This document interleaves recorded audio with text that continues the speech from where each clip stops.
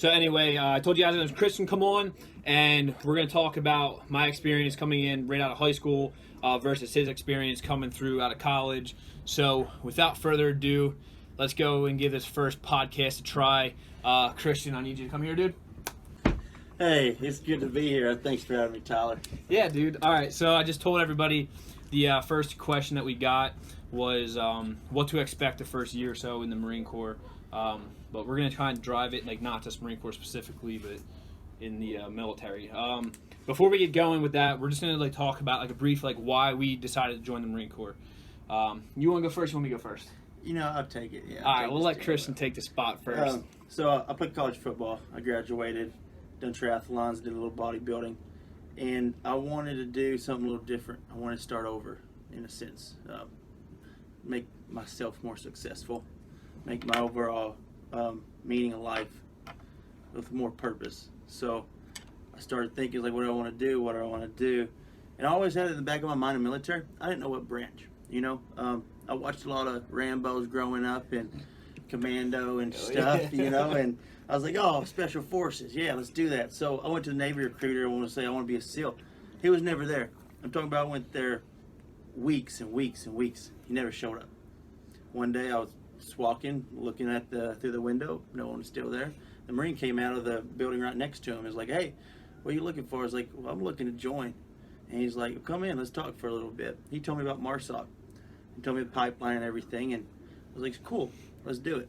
So I joined, ended up being a machine gunner right off the bat. And, you know, you can't just go straight into MARSOC in the Marine Corps like you can like in the Navy and stuff like that. So I'm doing my time and eventually try out for that. And just want to make the best out of this career. I mean, I love it.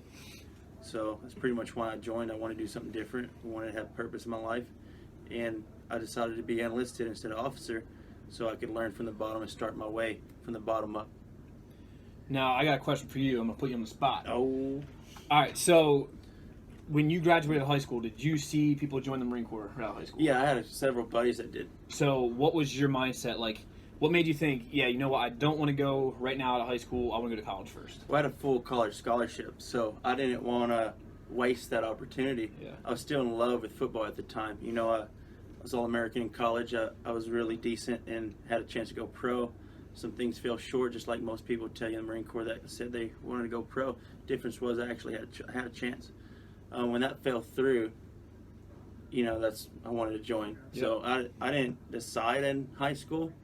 I decided after college because I knew there wasn't any doubt that I was going to go play football, and I didn't want to waste that opportunity. It was free money. You know how expensive, education is. Yeah. I mean, people are in debt right now, and I had it paid for. Absolutely. So these questions are all like pretty much derived around a lot of questions we were getting. People were saying like, "Hey, I'm in college right now. I'm thinking about joining. What do you think?" I've gotten questions saying, "Hey, I'm about to graduate high school. I want to join. My family's telling me no, don't do it." So I'm going to give you the reason why I joined. In life, you see the path of least resistance, right? Like everybody goes down it. So pretty much, I'm from New Jersey, as you know, right outside of Philadelphia, like small little town, and it is common. What people do is they graduate high school, they go to college, and it's the typical shit. It's like they're either going to graduate college, have their degree, and they have all this student debt. Yep. You have the typical, it happens, I'm not bashing anybody, but you have the people that go to college, they party it up, and then they drop out. Now they have some college done, they don't necessarily have their degree, and they have all this college debt. So my biggest thing, I was like, I didn't want to do what everybody else was doing. With 5 kids in the family, total 7 in the household, I was the first one to leave the nest, right? Like, mama got her 5 babies. Yeah. I was the first one to leave. You could ask my brothers. I was tired of it. And seeing the conveyor belt, you know, like high school, college, drop out, get yourself a job. And I was like, dude, you know what? I don't want to do that. And I kind of knew I was immature. Like, I don't know about you, but in high school, I think I said it in my introduction video, I think I graduated 340 something out of like 350. Like, it was shitty. Like, so I already knew that college wasn't for me. I knew that if I did go to college, I'd probably get myself into trouble. I didn't have that drive. Yeah, I think with me was I was kind of rebellious as a kid too in high school and everything. What kept me was sports. If I didn't make the grades, I couldn't play football. If I didn't get a scholarship, couldn't go to college. I went to college, and first time leaving a nest, I'm the baby of the family, partying. But I realized real quick, you don't make the grades, you don't study, you don't focus, you're not playing. Yeah. And I didn't want to be on a team that I didn't want to sit on the sidelines. Yeah. So that was my motivation. Yeah, and it kind of comes down to you don't want to do what everyone's telling you to do. Right. Hey, don't join the Marine Corps. Why? Because I don't want you to. It's not safe. Hey, go to college. Do this. Because what that starts turning into, your life starts getting taken by the wheel by people not you. Your parents, your coach, grandparents, friends. Society. Yeah, society. That's why I said that path of least resistance. It's what everybody does. And then, because I have so many people that are messaging me saying, hey, I want to join the Marine Corps, or I just want to join the military in general, and my mom doesn't think I should do it. Well, let's just put it, fast forward. When you're 40 years old, is your mom going to be the one making those decisions for you? No. So it's like... And if you did everything, let me take a step back. If you did everything your mom told you not to do, or you did everything your mom told you to do, who does that? I'm sure you're sitting there watching this video right now, and your parents told you not to do something, and you did it, and you probably had a blast. You know what I mean? Yeah. You have to stay out of the lines. Arnold says a good thing, rules are made to be broken. You have to break the rules. Don't do nothing illegal, but in order to get out of that comfort zone and be someone different, being you have to break some of those rules. Yeah. You have to get out of that comfort zone. You can't do what everybody wants you to do. In society, you're supposed to, go to college, you're supposed to have a degree, you're supposed to get a job, then you're supposed to get married, you're supposed to have a family, then you die.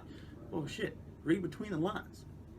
Yeah, and it's just you have those times where you do make a decision, and somebody's like, see, dude, I told you so.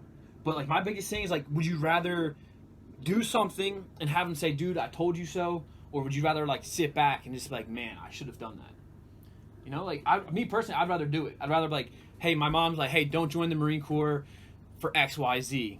I'm like, okay, thank you for your opinion, but let me go experience it, and if you're right, you're right. I'm like, Mom, you were right.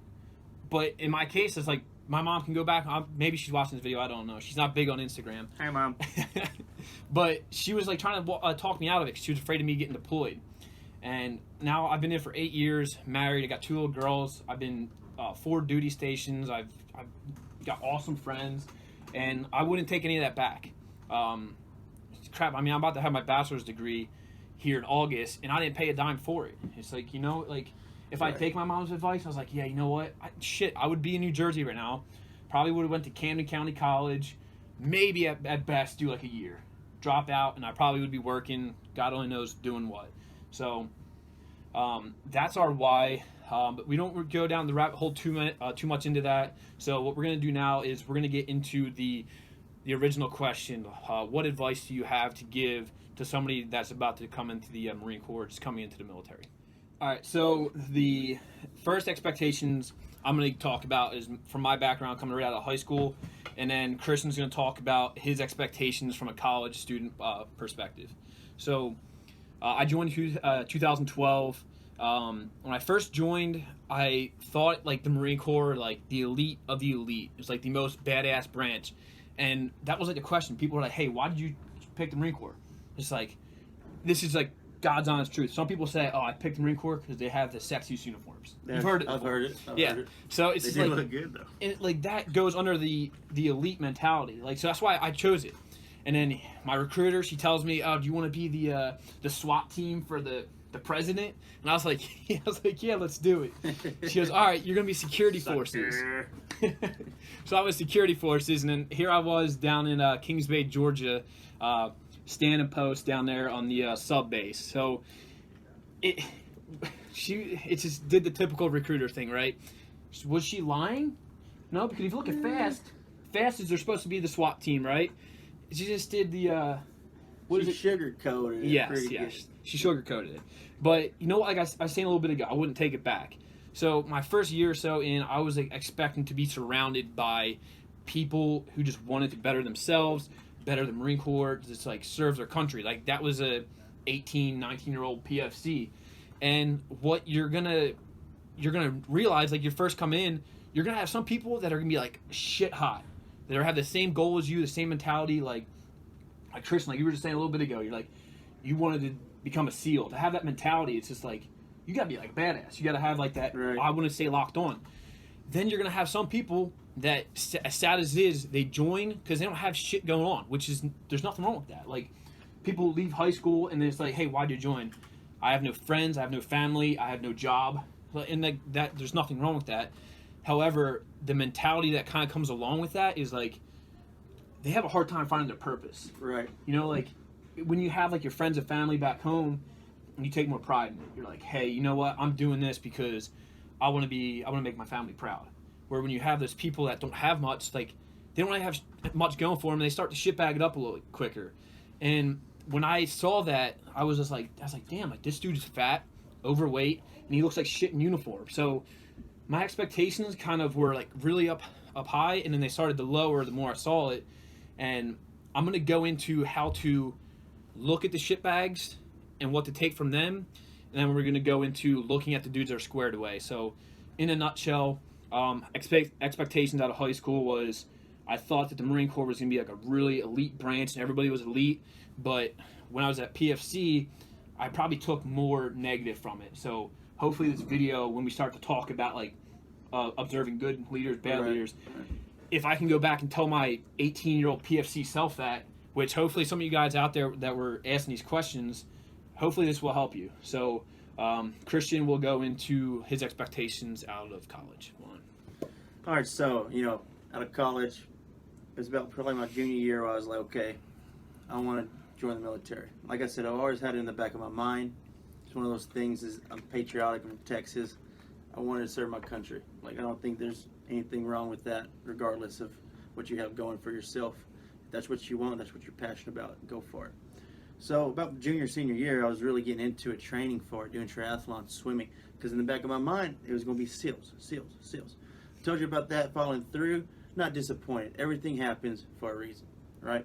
So I joined the Marine Corps. The reason I joined, the elite too. Like, you think of Marines, very well respected. You look at the history of what they've done, and by no meaning are they not badasses. They're badasses, right? So going out of college, though, they wanted me to be an officer right off the bat. These recruiters, they have contracts they have to fill. They need fucking women. They need infantry slots. They need officer slots. They need enlisted slots, right? And right away, I shut it down. I didn't want to be officer. Okay, I didn't want something already handed to me in a nutshell. Okay, if I could, without going into too much detail. Okay, I wanted to earn every bit of it. Now, what I experienced was I was older. I joined right out of college. I was 24, 25 years old, and going into it, by far, I was even older than some of my drill instructors. Okay, they've been in it for a long time. I'm just getting there. So there's already a chip on everybody's shoulder that's in charge of you at that point, because they know you're older. Me, I just been naturally bigger my whole life. I was bigger than half these guys too. And so they were really hard on you because they expect more out of you. They expect you to work harder. They expect to have natural leadership abilities. They expect you to outwork all your peers and lead them. So the stress right off the bat is very high. In boot camp, they made me guide. Why? Because I was the oldest one. So right off the bat, I had to control everything. Time, scheduling, be here, be there, do this, make sure all the guys are tracking on everything. Decisions too. A lot of decisions. Think about, you get a decision thrown at you because they already know, hey, this dude's older, this guy's got a lot of experience under his belt. Somebody about to make a decision that's in the junior guys, they're gonna look at you and then that makes you think like, damn, is this a decision that a 18-year-old should make or a 24-year-old college graduate? True, and that builds pressure. If you don't know how to handle it, it could break some of y'all. I had these 18, 19-year-old kids scared to death looking up to me. And I didn't even know what the hell was going on myself at the time. I just joined too. I didn't know what to expect. Yeah. And boot camp was great. I finished, and then I was infantry machine gunner, like I told you. So I went to ITB. Same thing. Older, one of the bigger dudes, put me at guide again. I kind of had an idea at the time because you went through boot camp, but still, I was having to learn my job, learn what it was to be a Marine, and then learn how to take control of these younger kids with, immaturities. They have flaws. Maybe they're not in good a shape as I was. Had to push them, and everybody's different. So one thing I learned real quick was I couldn't just be a mean motherfucker and make them do that because they're scared of me. Because some people don't react to that the same way. Yeah. Once I hit the fleet, it didn't change. Your seniors, the guys in charge of you, still had a chip on their shoulder about you, and they expect way more from you. So if you're graduating college and you wanting to go enlisted, then you're going to have to understand that you're going to be put in positions to lead right off the bat while you're still learning how to do the job. So if I had any advice, if you had to go look at 24-year-old Christian in college, if you had to go back and like tell yourself something like that would give you a better like setup for you now, what would it be? I would tell myself to be more patient and to be more humble, because the reason I joined was to restart myself at the very bottom, and it wasn't the case. I was put right back in the spotlight like I was my whole athletic career, bodybuilding career, triathlons, swimming, and I was cocky a little bit because a guide, okay, I'm the dude in charge now, and then I hit the fleet and okay, now I'm already a team leader, blah blah blah, and I handled situations wrong, and it just worked out because I was older or I was more intimidated. If I had to go back and tell myself, it's like you have to be patient with these guys, you have to get to know them, and it is a job, but when you're with your peers, the guys you go into, the guys you go to boot camp with, or the guys at ITB, or when you hit the fleet, the guys that are all the same billet, you have to understand that that's your family. And just because they're immature or younger, or maybe don't have a grasp on things as good as you because of your knowledge and your experience in life, I'd say that you need to be more patient and understand where they're coming from. I didn't take the time at first to get to know my guys. The guys, my peer group. I just was like, hey, this is what we need to get done. You're having a bad day, suck it up, bitch. Like, this is what we got to do. Let's go. Like, if I could have taken a step back and learned, maybe I could have been a better leader then. And that's what we talk about, the leadership thing, knowing good leaders and bad leaders. I was a bad leader at first because I was never taught how to lead.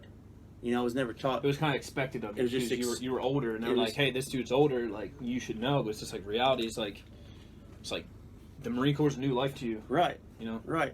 And so I went through a little different. But if you're graduating college, expect that too. So I'd be telling you right off the bat, ego. Drop that ego. And just expect to be put in positions that's uncomfortable because it's new to you. Learn on the go. Yeah. Absolutely. So, like, for those of y'all that were messaging and saying, like, hey, I'm about to graduate college, what do you think? I'm hoping that this is, like, beneficial for you. I hope you can get, like, a perspective, like, hey, my views on the Marine Corps out of high school and Christians out of college, I kind of told y'all what I would say to my 19-year-old self. Christian said what he would say to his 24-year-old self. So, for those of y'all that were asking the questions about, like, hey, I'm in high school, I want to join, or hey, I'm in college, and I'm up in the air on joining the military. Hopefully that helped you out. And I got one more thing to add, if you don't mind, Tyler. So, the friends, the brotherhood, it was weird for me too. Because I was older, I was trying to be friends with a sergeant, or I was trying to be friends with a corporal that was, closer to my age or somewhere in that. But I was the new guy still. I didn't earn that respect yet. So don't expect to go in there like you're buddies with him because you're the same age. Expect to be only with your peer group for that limited time. And I know other MOS are different. I'm mainly referring to like the infantry side of things. Okay, I know other shops do shit different, but I'm living with a 19-year-old kid right off the bat. I had to teach him how to be a man, basically. He was trashy. He didn't want to make his bed in the mornings, things of that nature. You're the daddy. You're going to be expected to do these things. In the long term, it makes you a better leader, too. It makes you have an eye for things once you do have those Marines under you. But making friends at first was very hard for me. Luckily, I met this one guy, John. Oh, yeah, John. And, hey, John. Everybody knows John. You all see him in our stories. I always want to make sure he's all right. And, he never treated me like that. He treated me like a man. He respected me as a man. And, we're friends. I was a PFC when I met that guy. And And he knew there was something different about me. He gave me pub after pub after, hey, read this. Hey, you're reading this today. Hey, you're reading this. He set me up ultimately for my first success in the Marine Corps, honestly, on the right path of what a leader should be doing. And I took that to heart. And, after struggling with friends, I'd see him on the weekends or see him here and there. But it took me a while, especially my boot phase, to really fit in. I never felt like I fitted in because I was older. That was a struggle I'm personally sharing, because if you're out of college, you're going to be looking and facing some of those same things. Yeah, which it brings another topic. People are like, hey, I had the college done. Why not go straight into the officer route? Like Christian had mentioned, some people, officers, you guys already know, they get the higher respect right off the bat. It's a thing in military, not just Marine Corps across. But some people want to know what it's like on the front lines. They want to be like, hey, what's it like being that enlisted PFC? What's it like working with 18, 19-year-old kids? So when you do become an officer, you have a better understanding. True. You're not blasting this 18, 19-year-old kid because he never made his rack in the morning. Where when you're on the enlisted side, you have that perspective. You're like, hey, this kid is 18 years old. He left his hometown, had no family structure. He never had to make his bed besides when he goes to boot camp, which, like, when you're in boot camp, it's like super robotic. You know, but when you get thrown out into the fleet, it's like you don't have your drill instructors to tell you to do everything. Yeah, exactly. So when you get that experience on the enlisted side, and you start to know these like PFCs, like younger guys, and like why they do what they do. When like he wants to become an officer, I want to become an officer. When that day comes, we now like understand. We know where they come from. Yeah. We know why they're struggling. We know why they're not performing to their abilities, because we've been there and done that. I mean, field day. You say you failed, right? Seniors come in, it's like, no, you're cleaning it all night, and then they're going to inspect it the next morning. You get limited sleep in the field. You're doing all these working parties. You're staying up, being a fire watch. You're grabbing MREs when they get unloaded. You're picking up the range after you're setting up the range. You're literally the dude doing every single thing that needs to be done. Officers don't do that. They're planning for the mission. They're planning for the range. They're not doing anything. Don't let me say that. They're doing stuff, but they're doing more important stuff. Different. Yeah. And another reason I didn't want to be officer off the bat is because if you have a good leader on the front lines that's under an officer, he can let you run with things, and you can be at every friction point when that time comes. You can be there, and he can trust you to know, like, hey, I got one of those dudes. He could be officer, but you know what? He's enlisted, like, good dude, Yeah, absolutely. Which we're just going to do, let's just go right into it, man. Okay, we go ahead. Yeah, dude, we'll just do the full send, man. All right, so anyway, so don't get that impression like, hey, we're bashing officers, because we're not. Because we want to be officers. Yeah, we're both trying to do it. He has his degree done. I'll be done in August. Once I get the ASVAB score, which I've been studying every night for, hopefully I can get it and everything will go smooth. However, we understand that the officers right out of college, that they're doing the same thing we did. They chose their path. It's like, hey, I want to go to college, and they had their friends that went on, and like they were successful. And someone like, hey, you know what? Maybe they changed their mind in college. Like, hey, you know what? I'm thinking about the military, and they want to join, and they want to have that purpose. So we don't want y'all taking the impression like we're bashing officers at all. Like the job that they have it's like up here. When you're on the enlisted side, everything's down here, but getting that full understanding while you're down here, it sets you up that much better for success. Right. So, and they get trained. I mean, they go through courses in college to get them prepped. When they go to, the officer course, OCS, they're getting trained. It's just a totally different perspective, a little bit more relaxed in a sense, where someone's not just always up in their face yelling and screaming. It's more expected of them. So, that's why we're gonna bounce right into the whole observing a good leader versus a bad leader. When I told y'all I first came in, I saw the shit bags. Like, some of my peer groups, they looked at the shit bags and like, dude, like, I want to be like him. But like, you'd ask yourself why? Why do you want to be that guy? Oh, because he looks cool with he looks fleas, cool. Man. Yep. I think that's exactly what it is. And we were talking earlier on, like, hey, when we talk about good leaders and bad leaders, we don't want to go down rabbit holes. We don't want to turn it into like a bash, like saying, oh, the Marine Corps is full of shit bags, because it's not. Like, anywhere you go, like not even just the Marine Corps. Look at the Army, Navy, Coast Guard. That's the military life. Right. Outside the military life, civilian world. You go to a job, you get the dude that's working at Walmart, right? Because that's real work. Like people have to do that job. You get the dude who shows up early at Walmart. He looks squared away, and he's the last one to leave. You have that not just in the military. It's across the board. But what we're trying to get at here, when you do see that shitbag, or just like not just like the G-pop shitbag, right. the leader too. When you see that shitty leader that turns into more of the, hey, do as I say, not as I do, take that with a grain of salt. So many people like, dude, man, my squad leader's a shitbag. He treats me like shit. He's lazy. And you just start feeling bad for yourself. But instead of feeling bad for yourself, look at it like, when I'm in that spot, I'm writing down, yep, I'm not going to do that, I'm not going to do that, I'm not going to do that. And it will set you up to be that much better. True. Because you hear people say that even about, like, their parents, right? Yep. Take away the whole military. They're like, man, I had a piece of shit dad growing up. He was a drunk. He was never there for me. And then you start thinking, I'm going to do that so my kids don't feel that pain that I did. So if you can get yourself that mindset, take a look at the shitty leaders and just the shitbag, just G-pop. I say G-pop, if y'all don't know what that is, general population, like the nobodies. Nobody. Yeah.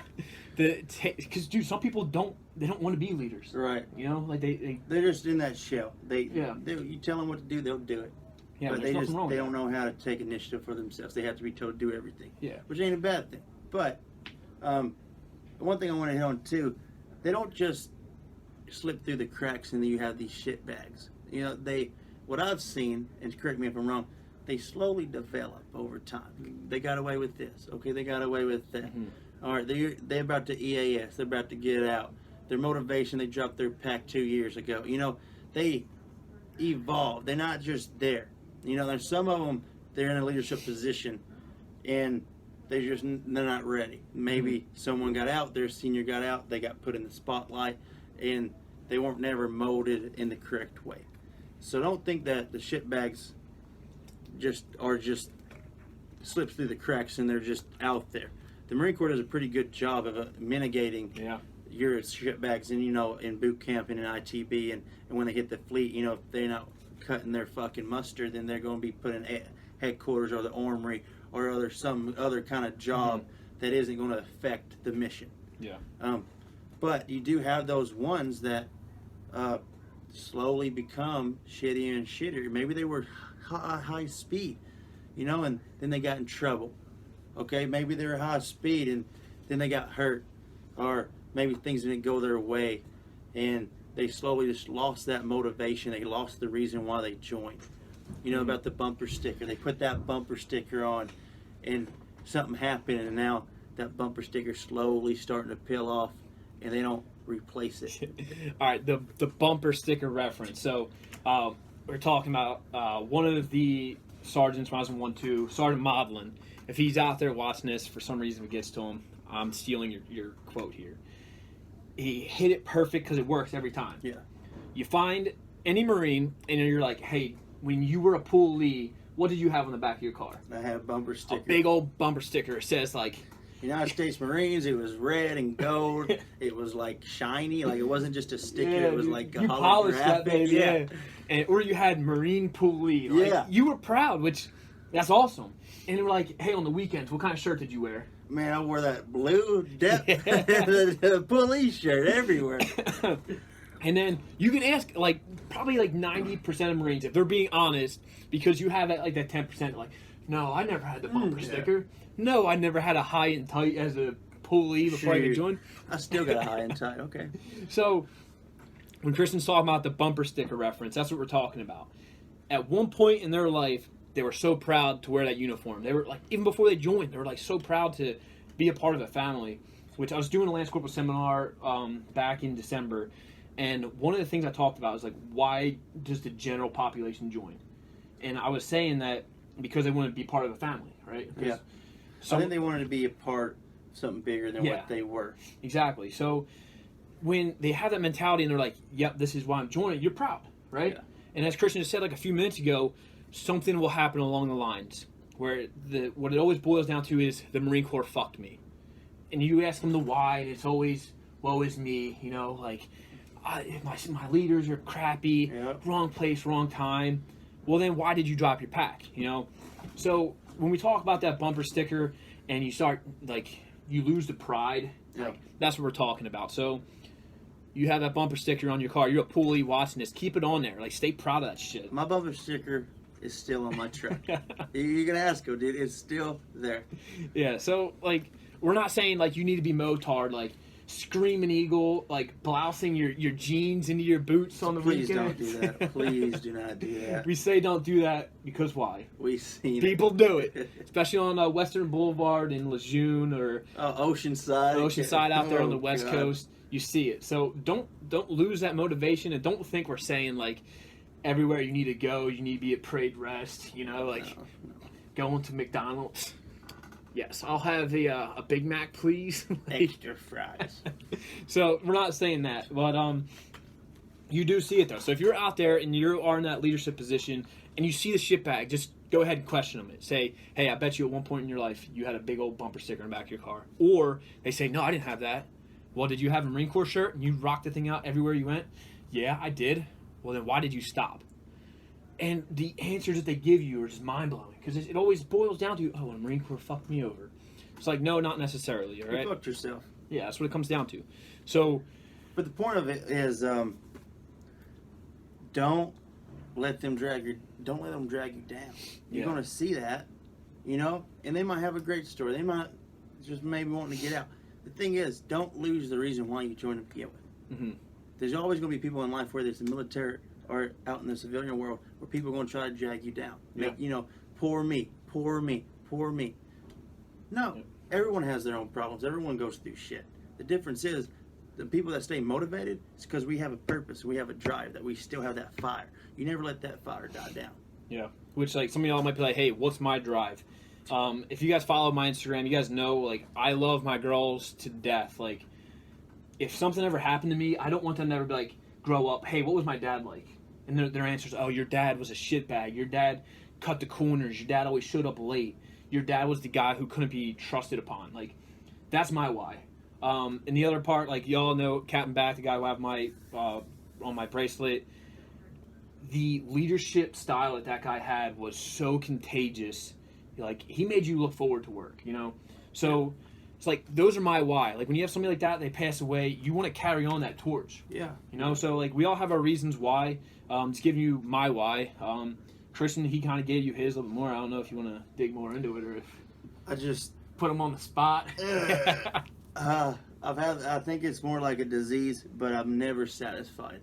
I've accomplished a lot in my life outside of the military. Mm-hmm. I've accomplished a lot in the military, but I'm still not satisfied. I have this drive, and it's a burden sometimes. Yeah, I would love to stay inside and watch TV sometimes or go party on the weekends. Yeah. Why don't I? Because I want to get better. I go to the gym a lot. I train. I do MMA. I do Muay Thai. I mean, I just can't stop focusing on something bigger. Yeah, it's like David Goggins, man. Like, in a sense, but I don't want to compare myself to that guy. I ain't running no 100 miles. Oh, okay? but he's right, though, because he talks about, like, once you climb that highest mountain, you get to the top, you're looking for the next highest mountain because you're not satisfied. Because you have some people that they try going up that mountain and they hit the first speed bump and they're done. Which, that's what we talked about. The guys that start peeling off that bumper sticker, start throwing out the shirt, they hit that speed bump and then they start blaming everything. The woe is me. Like, so, if I can give you guys any advice on the good versus the bad, I think we covered the bad pretty good. Like, And another thing that keeps me motivated is because when you do see the bad, and you get to the point where you are in charge of your Marines, you don't want to be that bad guy. These guys look up to you. They eat everything you feed them. Mm-hmm. Every kind of like positive motivation, or negative motivation. That's why you got to be careful what you do around them because they're feeding off of you 24/7. Why do I not want to drop my pack? Why do I stay motivated even if I plan on getting out? It's because of them. I want to leave behind something that they can pick up and carry the torch like you were saying earlier. Yeah. And like that's my biggest reason. Like, if I do decide to get out, no one's going to know. maybe you, maybe John. Hey, this is what I'm thinking. Yeah, but no one will be able to read it. No one's like, No. that guy's shitbagging it up. Why is he shitbagging? How he's getting out? Oh, he's getting out. No problem. No, you don't want that mentality. You want to stay away from those guys that are like that. I had seniors that were in charge of me when I hit the fleet. They were about to get out, and yeah, they PT the hell out of you. But they didn't care about you picking up their torch. They just cared about when they're getting their fucking DD 214. Yep. Which another like buddy of mine, David Waterfield, he was my first team leader. It was like you're talking about like the age thing, like when you're like with guys your same age. It was kind of weird for me because I didn't join the first year out of high school. I had it for like some problems. I had my foot, got hurt. It took me a year. So my buddy David, he was my first team leader, and he was like sitting down talking to me. And I remember like the stuff he was telling me. I was like, dude, this guy's a year older than me. Like, why am I taking advice from him? But like when I kind of sat back and looked at the big picture, I was like, every other team leader was out doing their own thing. They were watching TV. They were working out. They only cared about themselves. Where what he was doing, he looked at like, I am gonna leave here one day. Who's gonna take my place? And like he took me under his wing, and he was like giving me like the ins and outs, the do's, the don'ts, because you are gonna see those leaders, and you're like, dude, that is effective. Everything he's doing is fucking badass. And you're gonna have the leaders that are like, dude, that guy, which you always have, like, dude, I wish I was in so-and-so squad. Why? Because he doesn't PT us. He lets us be. Well, you gotta ask yourself, is that a good leader, or is that a lazy leader? Lazy. Yeah, because he doesn't want to take that time. So, or he's not confident enough in his own physical ability that if he goes out and PTs with the guys that he's supposed to be in charge of, and these guys start kicking his ass in PT, he ain't going to get the respect that he had before he even did PT. Exactly. So but the thing is, a good leader wants to train his guys to be better than him. I'm pushing my guys to be better than me. If they beat me on a run, good. I'm happy for them. I'm pissed off at myself. Going to make sure that doesn't happen again. But my whole job and your whole job is to make sure your guys are better than you. It's like that saying. It's like if you go somewhere, leave it better than when you found it. Yeah. It's like when I was at the squad leader. It's like when I first took the spot as squad leader. When I came from security forces, I went as a corporal. I checked into 1-2, and as crazy was, I was there with a bunch of my peers. We had a whole big boot drop. We did a couple field ops, Bridgeport with them. And then they got sent to 1-6. Bridgeport, wintertime or summertime? Summertime Bridgeport. It's a lot different ball game. But anyway, so I had a little bit of time as a squad leader with junior Marines, but then they all went to 1-6, and then I'm a squad leader with my peers. And as Christian was saying a little bit ago, when you're in that spot, you know the difference between rank, billet, and the way you work with that. It was my biggest thing, because I was a squad leader over guys that had been in the same exact time as me, done the same exact shit, and it was tough for me. There's no harder type of leader than a leader that has to lead his peers. That's whether if you join out of college, whether you join right out of high school, at some point he's going to pick up rank before his buddy, right? Someone's going to pick up rank before their buddy and have to be leading those same guys. The hardest thing I think anybody ever goes through is learning how to be an effective leader within your own peer group. Why? Because a minute ago, we were out last weekend drinking together, partying, having a good time, right? Relaxing. Now, all of a sudden, come Monday, I'm in charge of this dude just because I picked up corporal before he picked up corporal, right? Or I picked up sergeant before he picked up. Or you're a sergeant, he picked up staff like John picked up staff, and now he's in charge of both of us now. It comes a time where if you can't set aside, and that's why at college, you're more mature and you'll be able to handle it. But when it's time to work, it's a professional level and you work. When it's time to hang out, then yeah, you can hang out. But you have to know the difference. And that's where I had a hard time with my guys because I was the older one. All these guys were 18, 19, 20 years old. They liked it when I was their buddy. They had a hard time liking it when I was telling them to do something. Yeah, and it's tough on both ends. The receiving end, like me taking orders from you and then you giving them me. It's weird. So it's definitely one of those things that at first it's gonna be weird. You're gonna be like, dude, how do I handle this? But then as you start to find out what works, the biggest thing is just when you have to blast your boys. Oh yeah. It's not you fucking over your guys. It's like, dude, why are you putting me in a spot that I have to blast you? You should know, hey man, I'm in charge of you now. Don't be acting a fool. it's gonna make me have to blast you in the front of everybody. Yeah. It's like, oh, dude, so and so changed. He blasted me. It's just like, wait, real quick, did he change or did you not like? It's like simple. You try to take advantage. You know, it's like, oh, he's in charge of me now. It's like, I'm gonna text him real quick. It's like, hey, I'm gonna be late to formation. Fuck no. You're not supposed to be late to perform formation because you're not supposed to. Whether he's your buddy or not, they can cover for you now because he picked up that billet or rank or new leadership position. And then you put him in a position. Gunny comes up, like, hey, where's he at? It's like, oh man, take care of it. You know, exactly. And now I have to take care of it. I don't want to be that bad guy. You know. Going into a little tidbit, a tool for toolbox as far as like being late for formation for all of y'all that are still out there thinking like, hey, what do I expect the first year? Early is on time is late, and late is unacceptable. If you think about it, when you're early, everything's 15 minutes prior. Oh, 15 minutes, man. Go back and tell 19, 18-year-old PFC Thomas, 15 minutes prior to the 15 minutes prior. As crazy as it is, be there early because you don't want to be that dude that's rolling up right on time. Because what happens when you're that guy? You're under the spotlight. You're spotlighted because you're the last one showing up. It turns into, dude, did you shave this morning? No. Dude, why does your skivvy shirt look like shit? Dude, you don't even have your boot boxings on right now. It's like you put yourself in that highlight. So it's like one small thing is just like to avoid getting yourself in trouble, be on time, right? Like, don't be that dude that's late. Now, if you're, graduating college, you probably have a good idea of knowing where to be there and time management. Me playing sports, it was 15 minutes prior, It was almost an hour prior, technically, you think about football, because you have to stretch, you got to get ready, you got to go to practice, do warming up, get ready for the practice to actually start. Same thing in the military, pretty much. So that didn't change. I always had a routine. I stick to the same routine that I did in college that I do for the military. So that I didn't have a problem with adjust.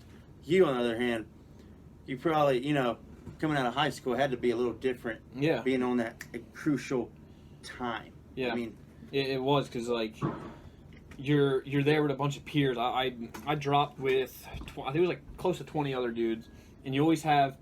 You could probably rank the shittiest one to the highest one. Of course, if you have the mentality like we do, everyone's fighting for that number one spot. Right. So you see people that's just like they want to be 15 minutes prior, and you see that dude is just like, dude, we don't have to be there till 7:45. It's 7:40. It's like, okay, you're gonna be that guy that shows up right on the dot, because then that goes into your whole work ethic. Because people like that, they just don't give a shit. They're like, dude, I'll be there when I need to be there. So, if we had to give you guys just like the pointers for like what to observe for the good leaders, bad leaders, I hope y'all got something from that. The next thing we're going to go over, which is a big thing, is schools. When like your first crap's always your first year. Your first year, you are the dude that has the most time on your contract. The Marine Corps is going to want every school under your belt because you have the most time left with them. They're not going to send a dude who's about to EAS in a couple months to a school. Waste the government's money. So the next topic we're going to talk about is schools. And we're sanding it. All right, so we're going to talk about the whole idea of schools. The biggest thing I think you run into is people like, hey, I don't want to go to that school. Well, why don't you want to go to that school? I heard it's tough. I heard a lot of people drop out of it. Well, there's two acronyms I'm going to talk about. It's fear and then failure. I always tell people, don't fear failure. Because why? Fear is false evidence appearing real. And then fail, first attempt in learning. You're not going to be a rock star. When Christian was talking about humility, don't be that dude that's like, dude, if you go to a school and you don't pass. Well, now you know, like, what's it, Edison, right? When he was like, oh, yeah, the light bulb. Yep. He was like, 1,000 ways. He kept failing 1,000 ways. Well, shit. Did he learn 1,000 ways that caused him to not want to do it anymore, or did he learn 1,000 ways that didn't work? He learned 1,000 ways that didn't work. And then eventually... he got a light bulb. Yep. So same as that concept. Don't fear to fail, because the biggest thing you could do is like learn from your failures. Hey, what did you do wrong? Did you study? Can you look yourself in the eye, or like David Goggins has an honesty mirror? Look yourself in the mirror. The most honest thing you're going to see in this world is a mirror. If you look in the mirror and you're like, hey, why did I fail out of that course? Did I study my ass off? I partied on the weekends. Yep. The most honest feedback you're going to get is that person looking right back at you in the mirror. And he says, if you're a fat piece of shit looking at yourself in the mirror, you're what? Fat piece You're of a shit. fat piece of shit. If you went to a school and you failed out because you didn't study, look yourself in the mirror and say, hey, did I study as hard as I could have? Nope. The thing is, what always scared me into not failing was what I feared. You know, what I feared about going to school was to fail because Oh God, let's hear this.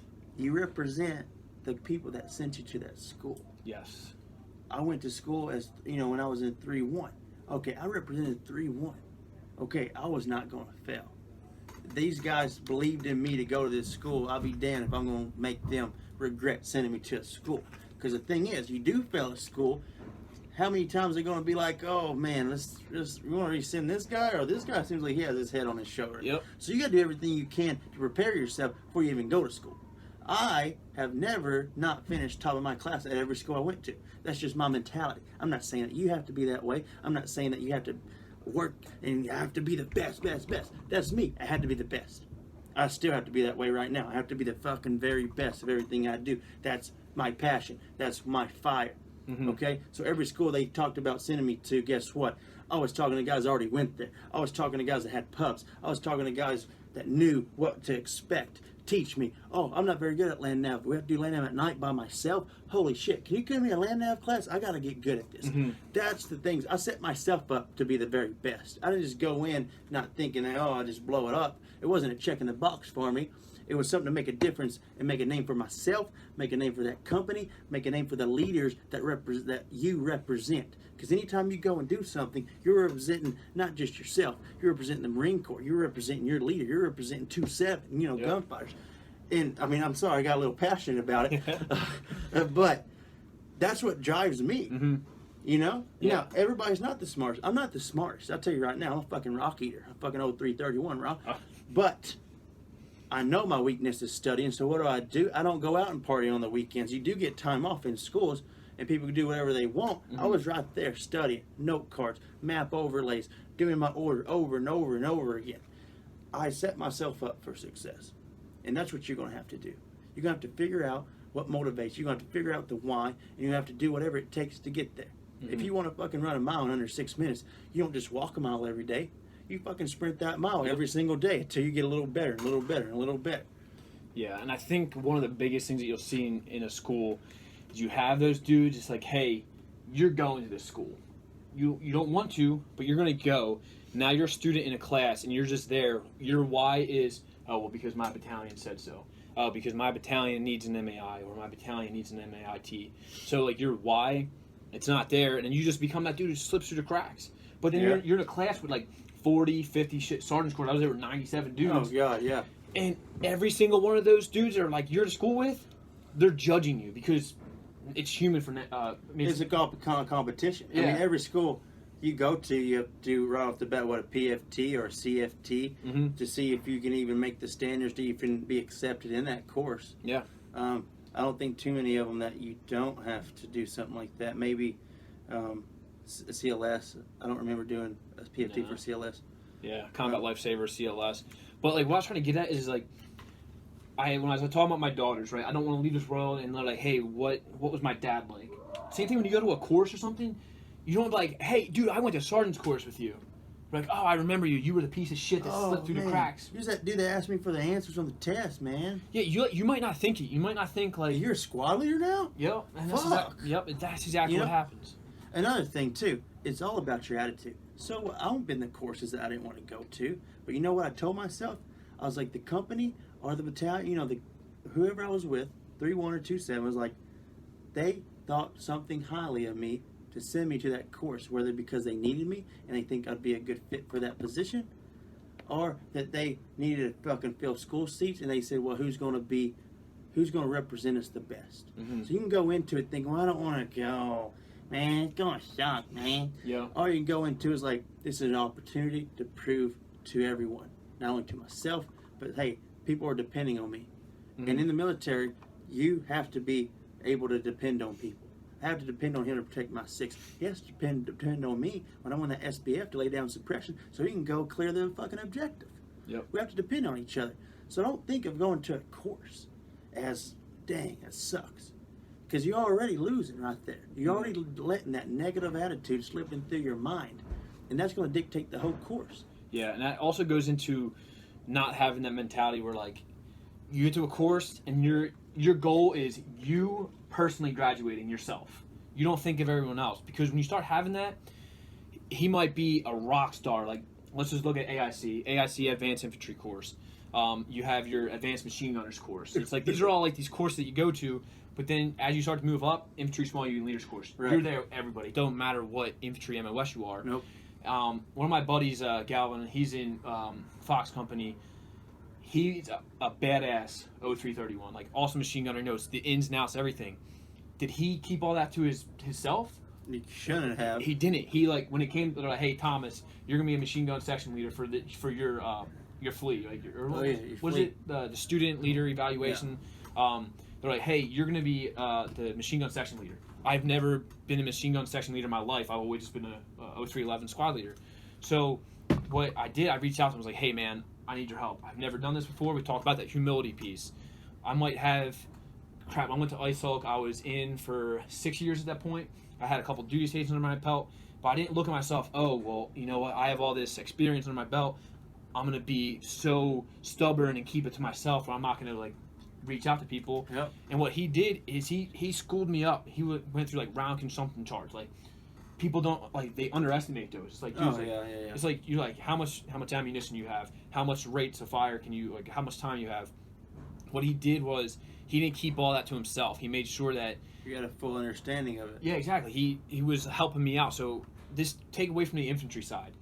Everybody, especially like sergeant's course, corporal's course. Oh yeah. You have a course like this. If you're really strong, if you're a really good test taker, right? And then you have me. It's like I got to study something 50 damn times to understand it once. And then they're like, "Hey, dude, I have the same problem, but I'm really good at taking tests. And let me help you out here." Right. Come in and make a study group. Not only you building camaraderie and that brotherhood, but like you're learning. People learn different ways. Mm. So I might be able to help him learn based on how I study, compared to just PowerPoint taking notes. Mm-hmm. Yeah. So don't be that guy. If you are like shit hot at something, don't be that guy that you're going to a course and your only goal is to beat everybody. You want to be better than everybody. You want to finish first. Which have that mentality. Like have that mentality. I want to beat you. It's an awesome like alpha male type thing. You want to pound your chest like, yeah, I finished top. I represent. But don't. What's the word I'm looking for? Like, be selfish. Yeah, don't be selfish. Don't have that rep where it's like, dude, I reached out to you. I said I needed some help, and you were that guy. It's like, no, I don't. I'm not gonna help you out because when I was going through the IT course, one of the guys, I'm not gonna say his name, he couldn't climb the rope. He had the hardest time climbing the rope, and that screwed us every single time as a squad comp. In the O course, crap, if you're in the whole like McMap world, the martial arts program in the Marine Corps, the O course is like where you live. O course suicide. Bread and butter. And you have the rope at the end. Well, one of the guys in my squad, he couldn't get up the rope, and I told him, hey man, I'm gonna help you out. When the day was over, after doing like 2-3 PT sessions in a day, everybody is smoked and you want to go home. But when he came up to me, he was like, hey man, you climbed the rope really fast, can you help me out? If I had that mentality where it's like, no, I don't want to help you because I'm tired, I want to go home, I want to get rest, it sucks to suck, that dude, later down the line, he will always remember me for that. Like, hey, I remember I went through the IT course with you. I asked for help and you didn't give it to me. And you see that so much throughout the Marine Corps. So if you can, crap, not even just the Marine Corps, just look at it anywhere in life. You know, I bring up the Walmart thing, right? Or McDonald's, flipping burgers, 16 years old, like you gotta be that kid. Do you want to be the guy for like you have so much experience, so much knowledge. Like Staff Sergeant P always says, like, you know, like knowledge. Yeah. So you either spread it out to your guys or you bring it to the grave with you. Don't be that guy that just keeps everything stuck inside, or that girl, everything's stuck inside. Be generous with your knowledge. If you are like super strong with something, like don't be that person just hoards it in. Because at the end of the day, we're all on the same team. Mm-hmm. You're only as strong as your weakest link. You know, when you was in IT course, okay, you had a weak link. You could have easily just blamed no. Yeah. But it would have hurt the team in the overall. Like you have to be willing to give up your time and sacrifice for the better of the team. Whether it's studying, whether it's PT, whether it's general knowledge of your MOS. Yeah. And dude, it was like kind of rewarding too, because crap, he was a sergeant, had been in, I couldn't tell you, but let's just say average. He was easily over 4 years. Okay. Yep. And he said he could never climb the rope because no one ever took the time to really break it down with him. And when he did finally climb the rope, it was during, like, we did a squad comp. And the other squads were like, yeah, that's the dude that can't climb the rope. That's going to be the guy that are going to be doing 15 burpees because he can't climb the rope. And when it came time to it, dude, they the other squads were banking on it. And then when he came up to go do the rope, he was got up that thing. I got up that some bitch. And it was like that hour or so that I took after my time to help him out. Watching him get up there, and then like afterwards, like the amount of like excitement and happiness he had, he's like, dude, he's like, thank you. It was like, this isn't a story that like I'm like trying to boast, like make myself look good, but it just goes to show you that a little bit of help, like helping your buddy out, you don't realize how big of an impact that made, because now it's like later down the line, crap, I forget what his MOS is, but who knows? We all say it's a small Marine Corps. Yep. I might run into him somewhere. He might be supply, like. You might need some extra gear. I mean, yeah, boom. And they're like, oh, dude, you know what? I'm sorry, I got my hands tied because you didn't help me climb the rope. Or it's like, yeah, you know what? You went out your way, I'm gonna go out my way. I got you. So don't be a buddy fucker. But at the same time, if you're in that course, you better pass it. You know, so don't feel like you need to help everybody and then you fall behind. Yeah. You know, like there's a point where you can only do so much, and then it's time, like, hey, sink or swim. Like for advanced school, anyways, it was an advanced course. It wasn't your basic. Mm-hmm. It was advanced. Some of these guys didn't have basic knowledge down. I tried to help them. Everybody tried to help them. Instructors tried to help them. At the end of the day, it's an advanced course. Maybe that guy didn't belong there.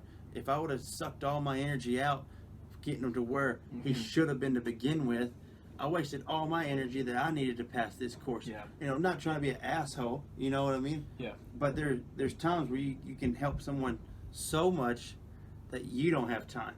Dude, that goes into the mentality. You being like rock star 0331. Are you going to help out that guy that just like shitbag, he's showing up late for PT, he shitbags everything he does?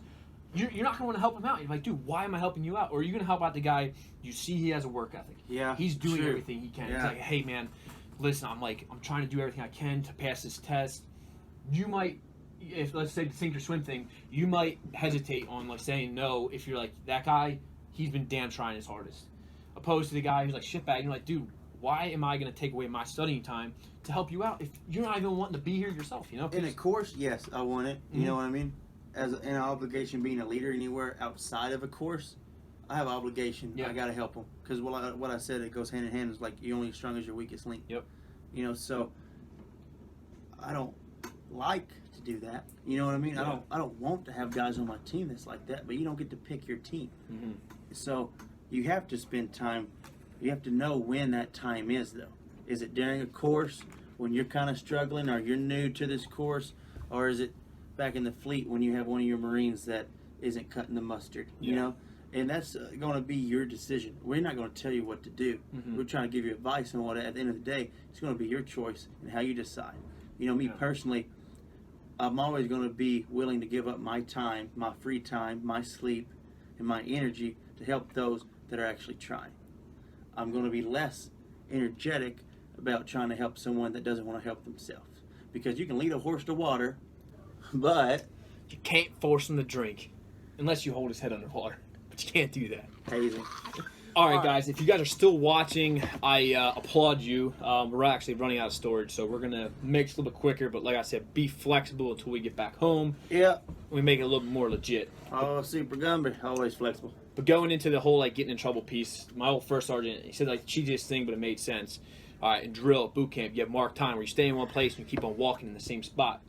What people do in the Marine Corps is they'll mess up on something, and then they'll literally stay in the same place. They're like, oh, dude, I got an NJP, my career is ruined, and then they stay messing up. They stay in the same exact spot, which like I had a buddy of mine who got a DUI, like really crappy situation, and he didn't like take that like, hey, my career's done. He did everything in his power to like prove to the command, hey, I messed up. Going back to the whole owning it piece, he knew exactly what he messed up on, and he actually wound up being able to re-enlist and stay in just simply because of the fact he didn't stay marking time on his mess up. So, Thing is, getting in trouble, there's different degrees, obviously, just like in the real world. You know, you do something as a kid in your house, you get grounded. Okay, not a big deal, but you got in trouble. You start growing up and you start doing things like drinking and driving, severe consequences.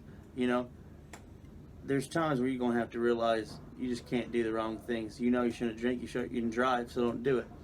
These things that people get NJP for can be mitigated if you just do the right thing.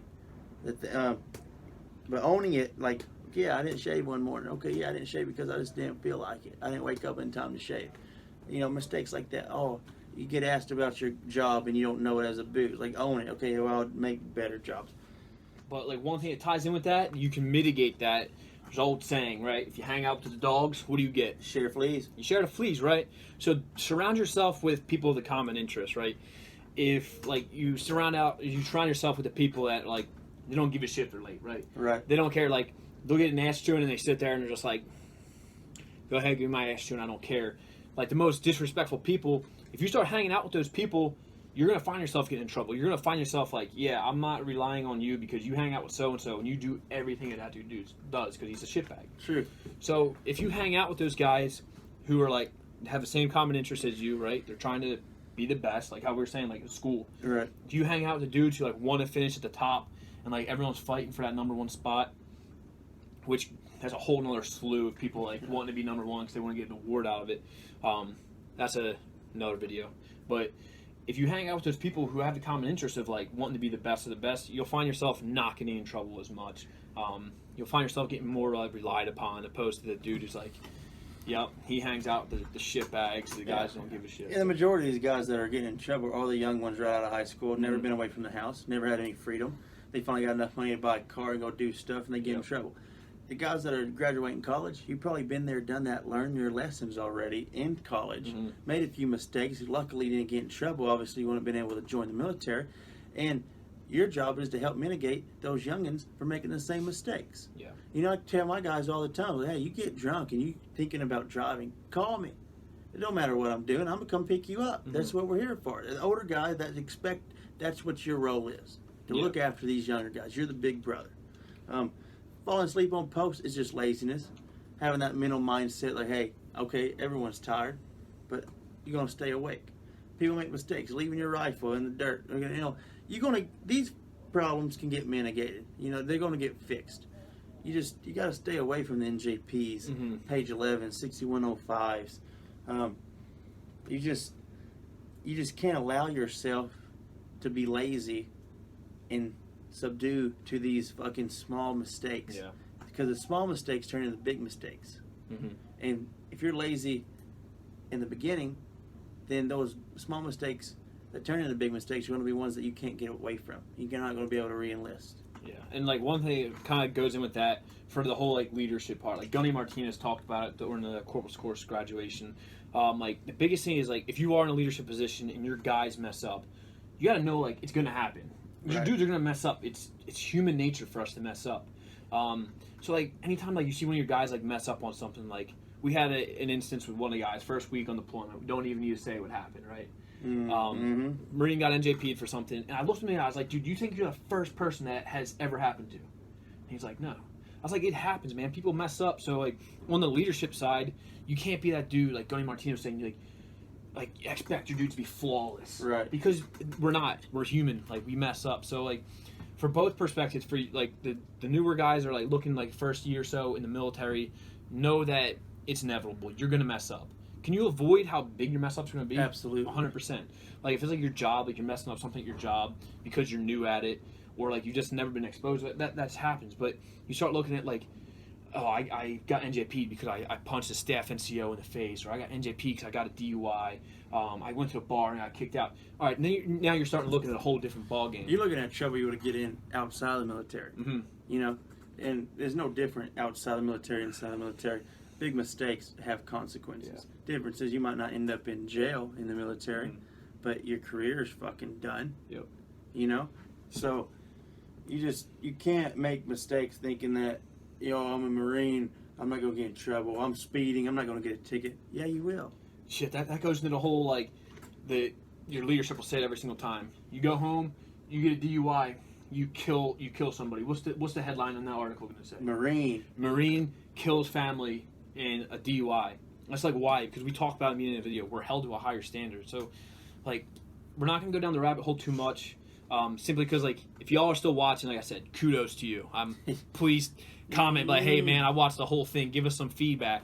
But I don't want to go down a rabbit hole because, like, getting in trouble is a whole different ballgame.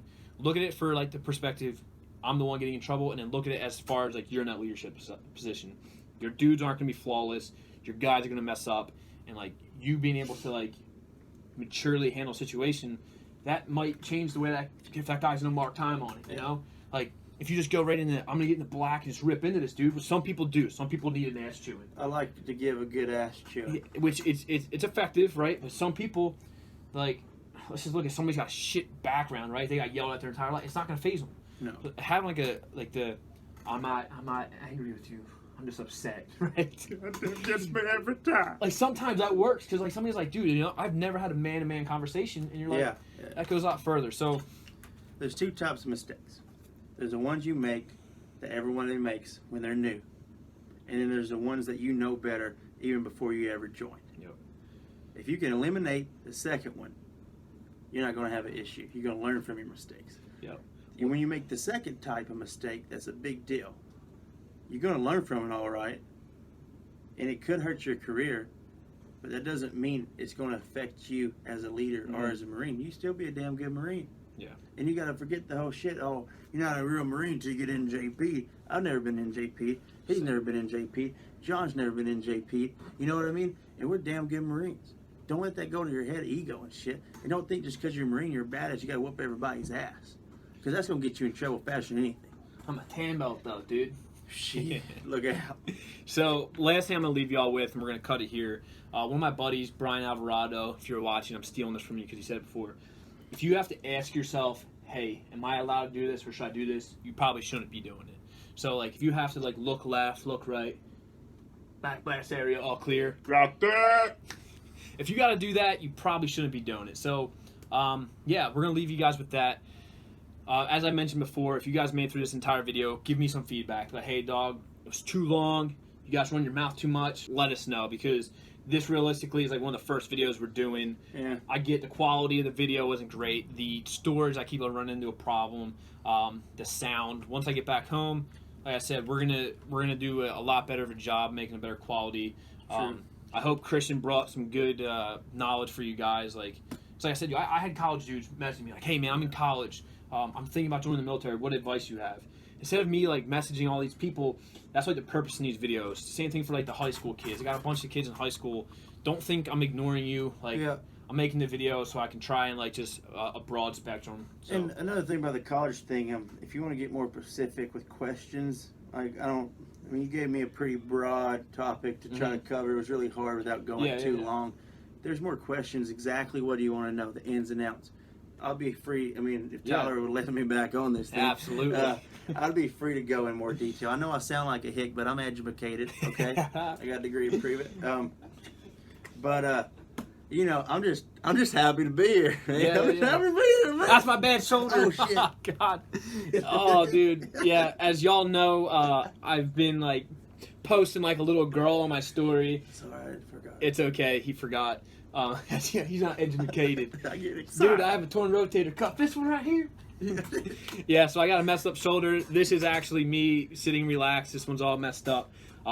Doc's got me in good hand, changing my socks 5 times a day, ibuprofen, drinking water. The best of the best medical care. Important. I know it. But anyway, guys, on a real note, hope y'all enjoyed the video. Give me some feedback. Like Tristan said, if y'all have more questions, 100%, I'll keep them going because realistically, like the content you guys want, the questions you guys ask is what's going to keep us going. I already have a whole bunch of videos and planned coming up when I get home. So, yeah. In worst case, you just watch some good fucking entertainment. Yeah, I mean, who knows? Maybe we get Christian to take his shirt off or something. Hey, easy. I want to take mine off because I've been out of the gym since January because I'm kind of on the... If you want, though, let's hit the like button. You know, I'm working my tan since we've been here. Yeah, but anyway, if you think this video was beneficial, go ahead and just tag somebody like, yo, dude, you think about doing the Marine Corps? Pfft, yeah, the recruiters. I don't know. Maybe we did a good job. Maybe we did a bad job. Maybe it's like, hey, you know what? I'm not going to feed you some bullshit. This is what the Marine Corps is like. Your first enlistment. Go ahead. Send them this video. DM. Slide in that, baby. Yeah. Rock on. Ah.